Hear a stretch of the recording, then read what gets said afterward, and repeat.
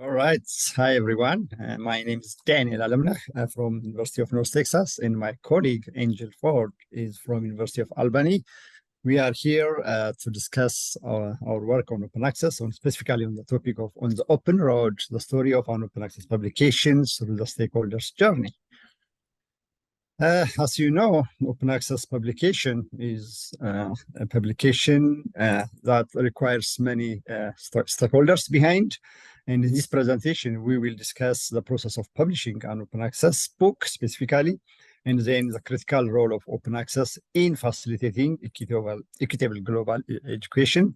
And then my colleague continue building on this and discuss specifically on various inequity issues and addressing some social justice concern. And then we move on to some discussion on improving scholarly communication in advancing disciplines. Well, increasingly, publishers are helping facilitating open access publication. And the whole process of publishing a book requires different workflow now.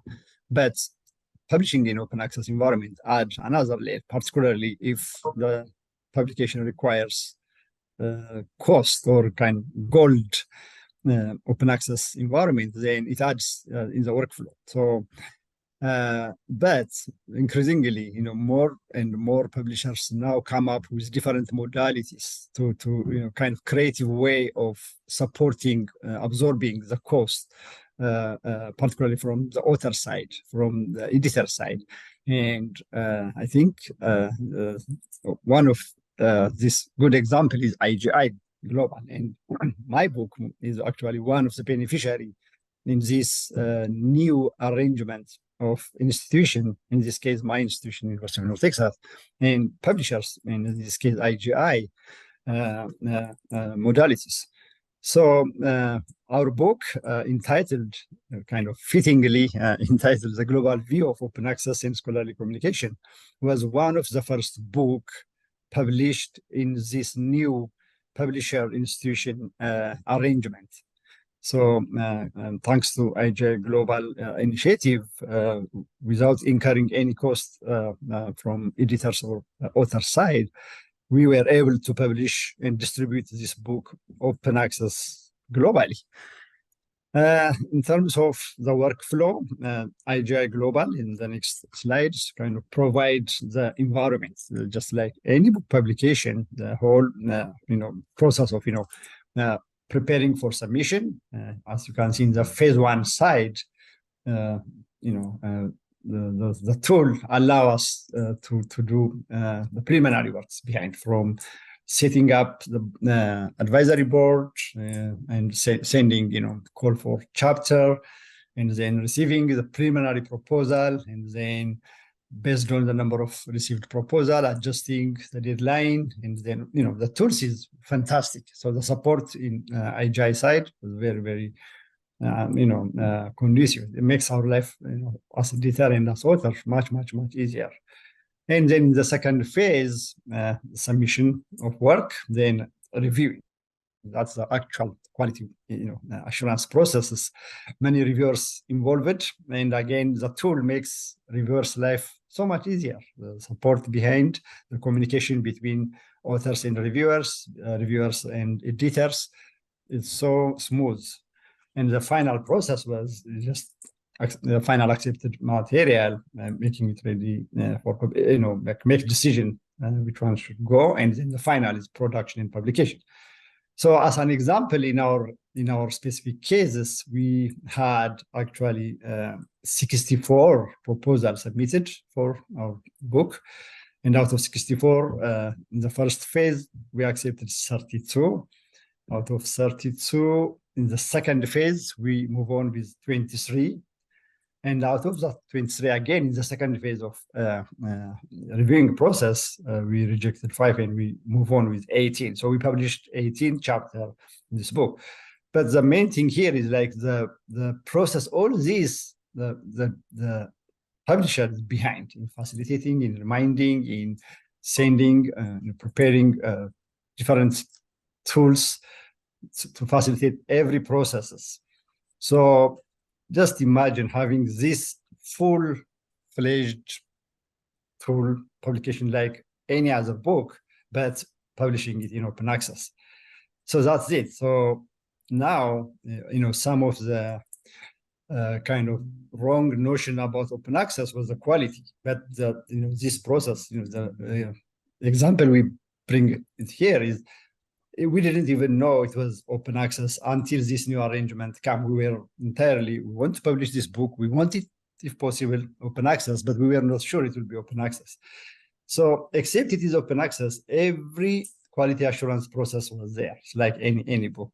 So kind of, removing the wrong notion of open access is not quality. We want to emphasize that the process is fully exactly the same process like in any other book, except it's open access. So what is open access means then? Like in terms of facilitating scholarly communication, from author to users, So by facilitating access now, okay, what does that mean in equalizing the scholarly communication, balancing, and for the field, for the discipline, what does that mean? How, in terms of interdisciplinarity, facilitating disciplinarity, like, the folks in one discipline can access any material from other discipline without any restriction. When we bring developing countries, it's completely another aspect. What does that mean? Embracing every researchers in every corner of the world. So that's it. The next issue which Dr. Angel discussed and show us for us is how that open access help to transcend the traditional, academic publishing and scholarly communication in general, in terms of reducing social injustice, in terms of removing epistemic injustices, and the various theories behind that explain what that means and the implication in general. So without further ado, I'll invite Angel. Thank you. Thank you, Daniel. So Daniel's talked about the process of the book that he was the editor of, and how that process was very high quality. It was completely peer-reviewed, just as books published under a traditional publishing paradigm might be. So what we have here in front of us, this slide just talks about the changes that are going on from traditional publishing to more of the open access. So it used to be that books were printed, journals were printed, and of course that still exists today, but there are several new dissemination options, several different ways of disrupting traditional publishing and allowing things to be open by using the internet. So an example would be if this book that Daniel edited and was published was traditional, there would be a lot fewer people would have access to it. You only would have access to it if you're a scholar and your library had access, or you chose to purchase the book on your own. But because it's open access, anyone can access the chapters online. So it's equalizing what is available to all scholars, not just scholars who have access to printed books through their libraries. So OA is helping with social justice. Without open access, obtaining resources can be slow, frustrating, costly, and depending on where you are in the world, it can be very difficult, if not impossible, to access certain research. Open access allows researchers to have additional options to conduct their literature reviews, systematic reviews, or their meta-analyses. If you can't get to all the research, it's hard to conduct a systematic review or a meta-analysis, but open access is helping to make that become more of a reality. So we know that disciplines advance quicker when their research outputs are open to other researchers. COVID was a great example of this, in that many governments made it mandatory that research on this topic was open to all scientists. And we had very, very rapid advancements because of that. We do know that all groups suffer when certain groups are excluded from access, production, and participation. There's a lot of research that has been done that disciplines suffer, fields of science suffer. Science that isn't open particularly disadvantages scholars that are already in a disadvantaged position because of geopolitical positions, because they are not part of a core research country or a core institution. And we may talk about that a little bit more, but so open access is changing that. It's making it much more research available to a wider group of people. But beyond open access, what else needs to be done to improve scholarly communication? So we know that it's not simply a distribution issue. It's not just about who or who doesn't have access. There are questions that are being asked and need to be answered on who is speaking and who is being heard at conferences, professional and academic conferences, who is writing and who is being published in peer-reviewed journals. This leads us into the idea of epistemic injustice in scholarly communication. An epistemic injustice is simply injustices related to knowledge. And as Miranda Fricker tells us, and she's kind of the person who started this whole idea of epistemic injustice. It was being researched long before that, but she kind of gave it that title.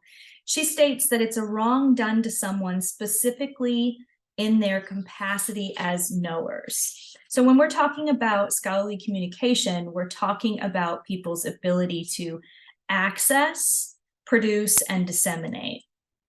So if we can work to reduce epistemic injustices, that would mean people would have equitable access, which open access is a big part of.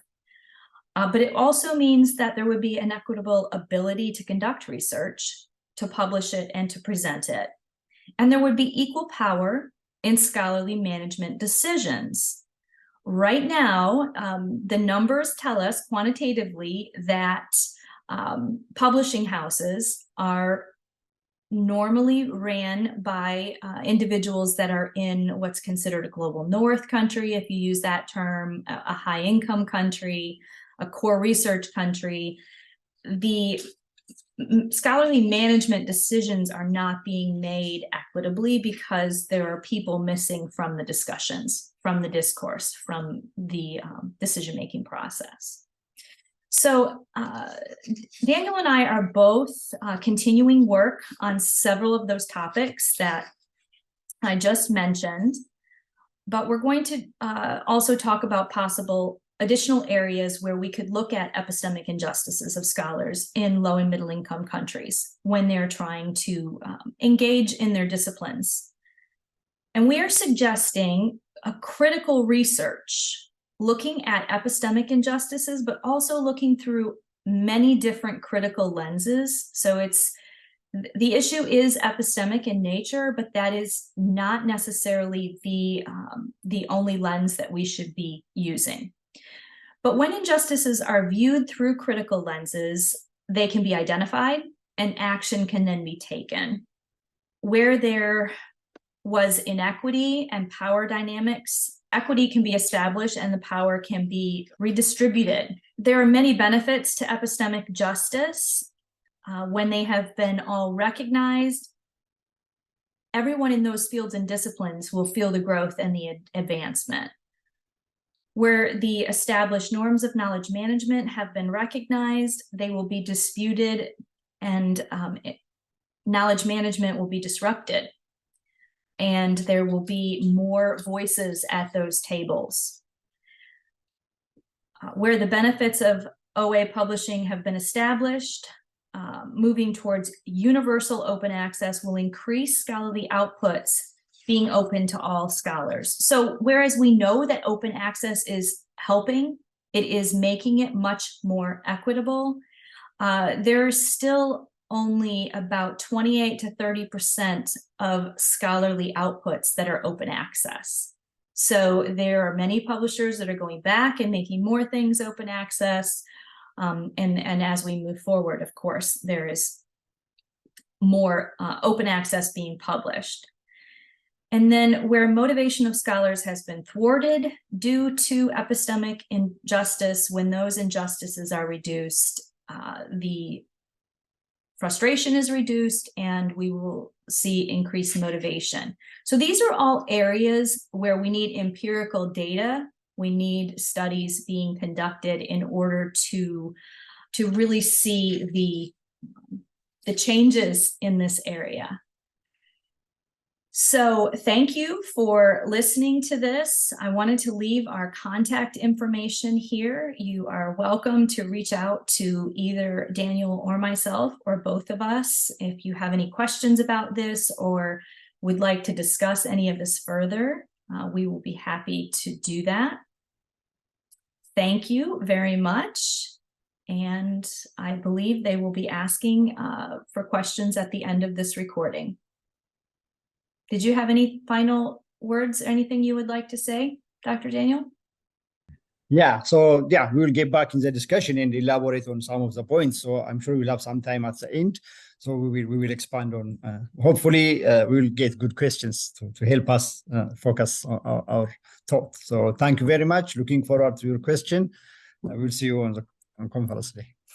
Hello, my name is Genevieve Robinson, and I'm the Managing Director of Marketing at iJack Global. I am here today to discuss on the open road and what the role of publishing houses is on that road. So what is the role of a publishing house in open access? Publishers can create innovative open access opportunities. But to give you a little bit of background about where we're coming from with our perspective on this, I'll give you iJack Global's origin, our mission, and our position in academic publishing. We were founded by an academician who proposed a journal in the late 80s covering a little known upcoming area of study, information technology.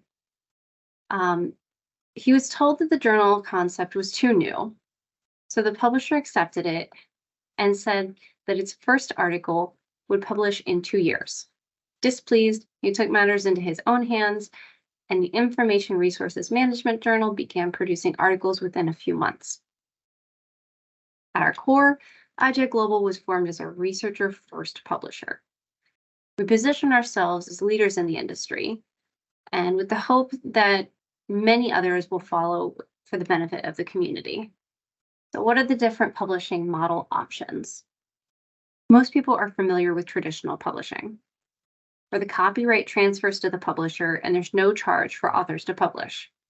With Gold Open Access, the copyright remains with the author, and the processing charge is to be paid after the peer review and formal acceptance for the piece. And earlier you heard from Dr. Lemne and Professor Ford, who are contributors of our first Platinum Open Access book. Platinum has all the characteristics of Gold Open Access except for the source of the processing charge, which is secured in advance. We've seen a variety of funding sources for our books, some of which we never expected. This includes institutions, the Lumina Foundation, and even Walmart. Hybrid open access publications give authors the freedom to choose if they want their submission to be published under open access or not. iJack Global does have hybrid open access publishing in our books, but we no longer offer hybrid journals since we have switched our full list of journals to Gold Open Access. However, this is a great option for publishers to offer if they have not fully made the switch to open access yet, which many have not. A little bit about our journey towards open access. We have fully transitioned to open access for all of our journals. Ahead of schedule and ahead of mandates, we transferred all of our hybrid journals to fully Gold OA and even transitioned the front copyright years to open access at no extra cost to the authors. We took a significant hit to our profits by losing the ability to charge subscriptions by doing this. However, over time, we've adjusted and structured our system to be sustainable. We also work towards creating funding opportunities. And this is something that we see other publishers doing as well, is working together with our researchers, with librarians, to make sure that the education is there and they're aware of the different options available to create funding. We also work with global distribution partners like Zendy and many others to maximize accessibility. So what are open access funding programs? Publishers can work directly with researchers, institutions, and libraries to help them identify and secure OA funds. Many publishers are signing open access agreements with libraries or institutions to provide discounts or funding for faculty processing charges. And IGI Global has seen enthusiastic support for this type of program from libraries around the world.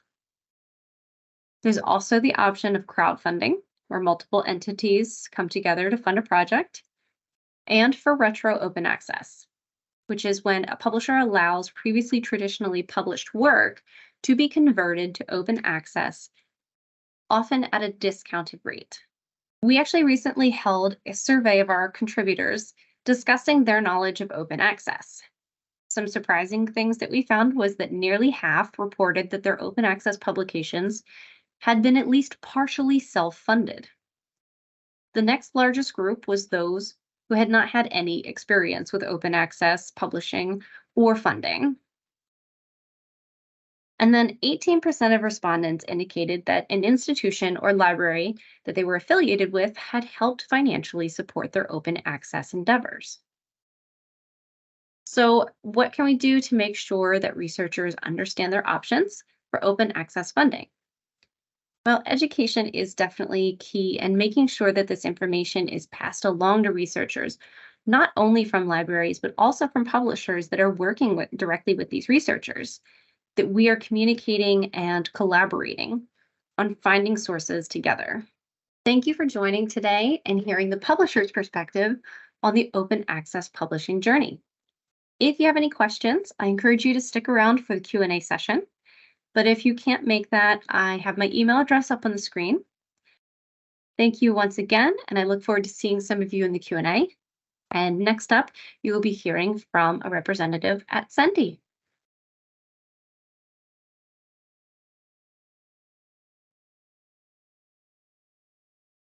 Hello everyone, my name is Sarah.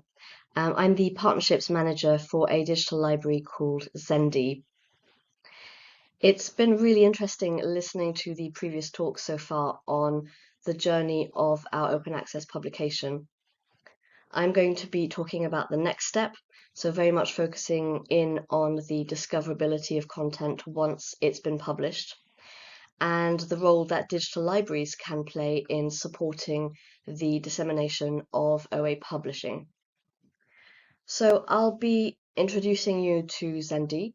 We'll be talking a little bit about how we make content more discoverable, and also how we use technology to increase discoverability and accessibility of content.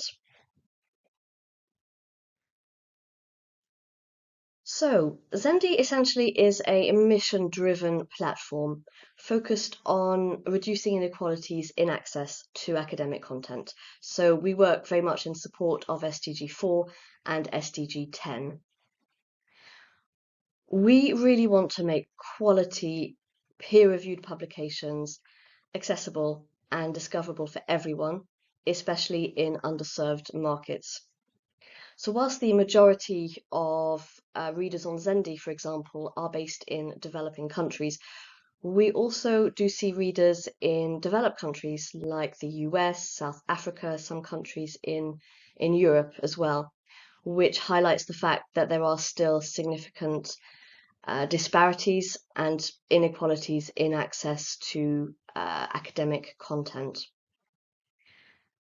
So Zendy really recognizes the impact that OA can have on scholarly communications, as Dr. Ford was pointing out, on the research process, as well as on policy making, especially in developing countries. Research actually has shown that a high proportion of OA content, OA publications, are SDG related.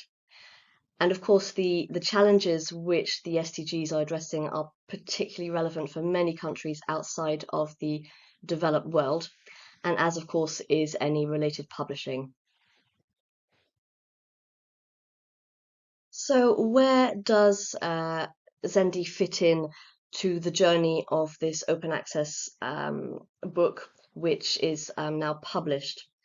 So it's gone through a process that most of you will recognize. The manuscript was finalized by an author team, an editor team. Funding for open access was identified. The book was then published, in this case by IGI Global. And this is where a digital library like Zendi will be coming in. We'll be focusing on increasing dissemination, discoverability, accessibility of the work for users worldwide. So, how do we go about this? How do we make content more discoverable? So, first and foremost, Zendi works with publishers to increase dissemination. So we will be in agreements with publishers to get the content up onto the Zendi platform, and then we will work towards increasing dissemination. So that can take a range of forms. We would be doing social media activities, a lot of joint webinars, joint marketing campaigns, also some joint conference collaboration. And also we would undertake partnerships with different types of stakeholders, again, to increase traffic to the platform. We will also be focusing marketing on specific regions. This increases return on investment, so to speak, for marketing. Where we focus depends on different criteria. Sometimes it will be linked to the type of content that the publisher is providing. Also, we do base, obviously, our marketing strategies on data from our user base. So looking at primary interests in different regions, what publications are particularly popular in different countries, and we will work our marketing strategy around that. Then, beginning to look more at technology, we enhance content visibility through a recommendation engine on Zendi, first of all. And then our aim is to make the platform as easy to use for a new reader as is possible. And this is very much where technology and AI come to the fore. So what do we use to improve discoverability and accessibility of content on Zendi? Zendi has invested a lot of effort over the past year to include new tools to improve the user experience. So we have AI-powered summarization. This is a really great way for a reader to get an immediate summary in a couple of sentences of the article or the book that they're looking at, and to better understand as quickly as possible whether that work is pertinent to their search query. We also have AI-powered keyword highlighting. Again, this is a way for readers to identify as quickly as possible which parts of an article or perhaps a book chapter are relevant to their research, to the query that they're making. Then, in terms of accessibility, we'll very shortly be introducing text-to-speech.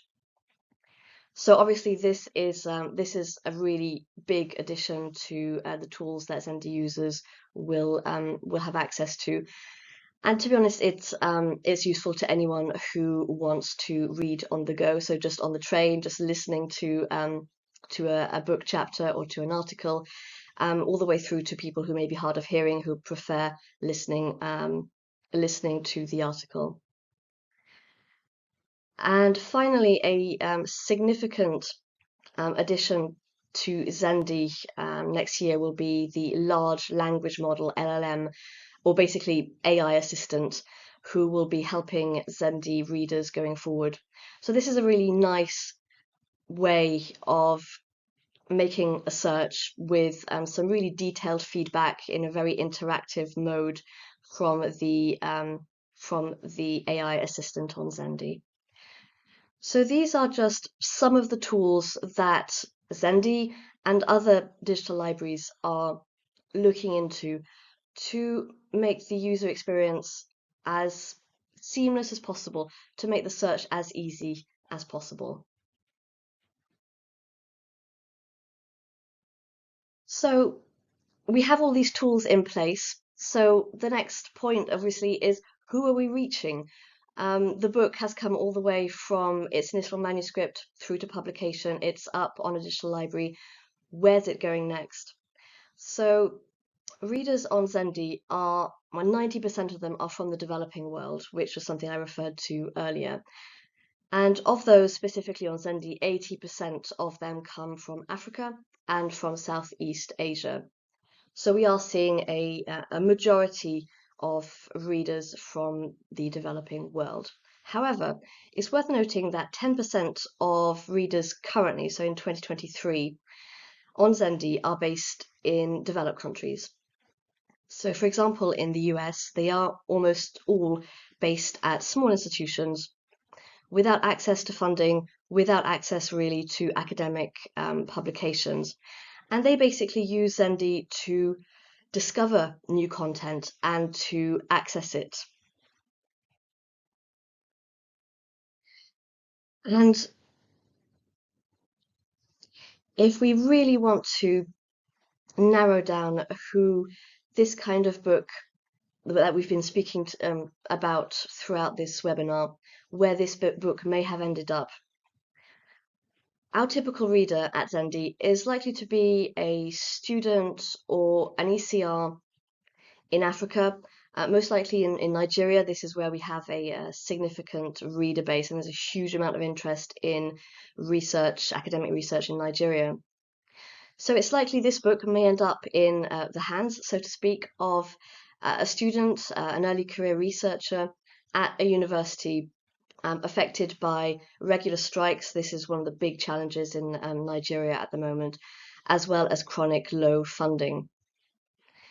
So Zendi readers in Nigeria are based mostly at universities, and a lot of them are based at top universities, such as Ibadan University. And none of these universities are able to offer institutional access to major publishers' portfolios, and they don't necessarily have a great platform to search on for their library. So Zendi provides a tool for both discoverability and accessibility of OA content. So hopefully this completes the journey of our open access publication. Obviously, we hope that it will go forward from this early career researcher into their own research and inform future discussions as well.